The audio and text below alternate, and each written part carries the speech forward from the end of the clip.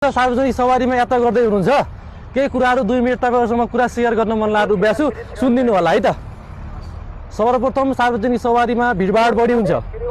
भिडभाड बढी हुँदाखेरि तपाईहरुको के हुन्छ, तपाईहरुको लुटपाट हुने, तपाईहरुको पकेटमार हुने सम्भावना बढी हुन्छ र त्यस्तै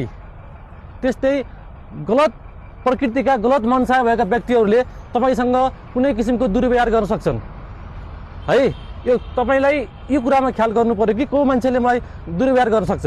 चालक होस्, सहचालक होस्, तपाईसँग बसेको कुनै अर्को यात्रु होस्, कसैले तपाईसँग दुर्व्यवहार गर्दैछ अथवा त्यसले पाकेटमार गर्ने तपाईको लुटपाट गर्ने त्यसले मनसाय बनाउँदैछ, तपाईलाई त्यस्तो फिल हुँदैछ भने तपाईले प्रहरीलाई अथवा 100 मा अथवा 103 मा कल गरेर त्यसको बारेमा जानकारी गराउनुस्। र तपाई सबभन्दा पहिला सजग हुने, सचेत हुने भनेको हामी आम नागरिक नै हो, त्यसपछि बल्ल अरूलाई भन्न पाइन्छ।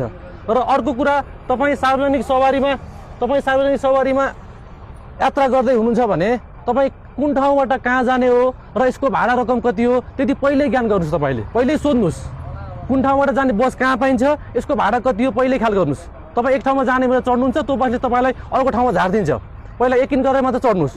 र चढ्ने बेलामा एटलिस्ट तपाईँले सक्नुहुन्छ भने गाडीको नम्बर याद गरिदिनुहोस्।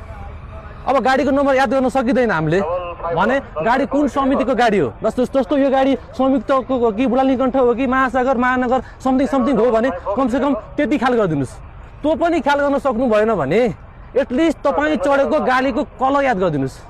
ठुलो गाडी रातो कलरको, निलो कलरको, कालो कलरको भन्ने याद गरिदिनु भयो भने भोलि तपाईँको केही सामान छुट्यो, केही सामान हरायो, केही समस्या पर्यो भने तपाईँले यस्तो गाडीमा चढाएको थिएँ भन्दा हामीलाई पनि खोज्न पनि सजिलो हुन्छ र तपाईँलाई अनावश्यक झन्झट पनि हुँदैन है।